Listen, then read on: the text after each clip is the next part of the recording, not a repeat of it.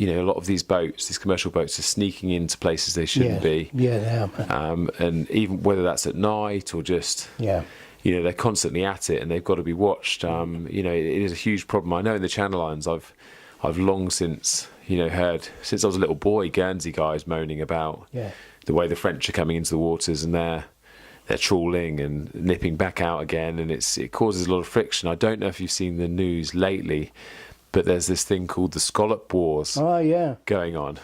And the French and the English boats are ramming each other at sea, which just seems crazy. Boats, yeah. What a shame, eh?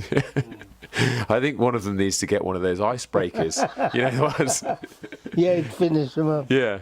So, but yeah, it's really causing a lot of friction and tension, and the EU's not really doing a whole lot to resolve it, this conflict. And at the time when we're about to leave the EU, Britain it's really Goodness knows what's going to happen after that. Well, you're gonna see a lot of these difficulties. But if the EU can't mediate and sort things out when the countries are under EU rule, then you've got no hope when they're not. No.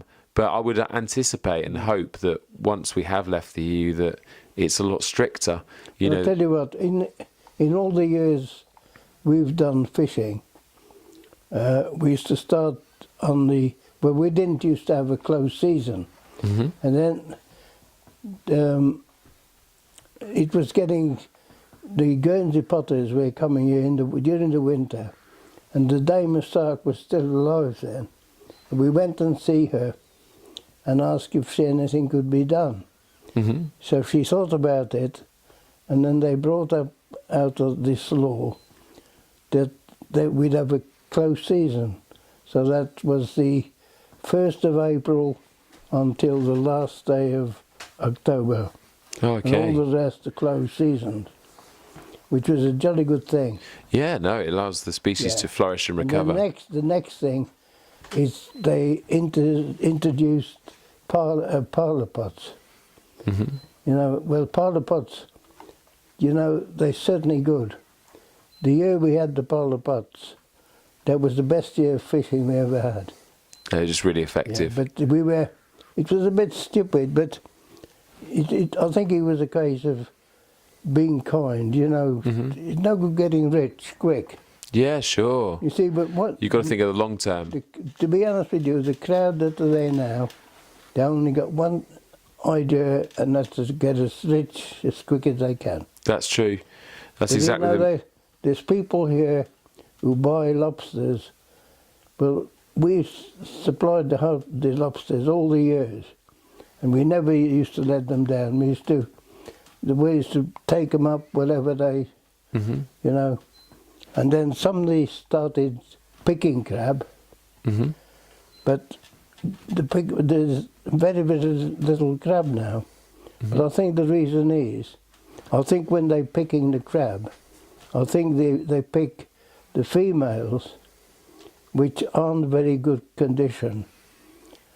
Okay. Because you get a lot of crabs that aren't in good condition, but they still get enough crab to sell it. Yeah, yeah. So I don't think that's doing a pair of good. No, maybe not. I mean, it is very greedy, the way larger scale commercials are looking at things, in the fact that it's just take everything while we can get it. It's a race to beat other people to those shoals of fish, or those crabs, or those lobsters. We are seeing a very good sort of couple of years back in the UK for lobster. Yeah.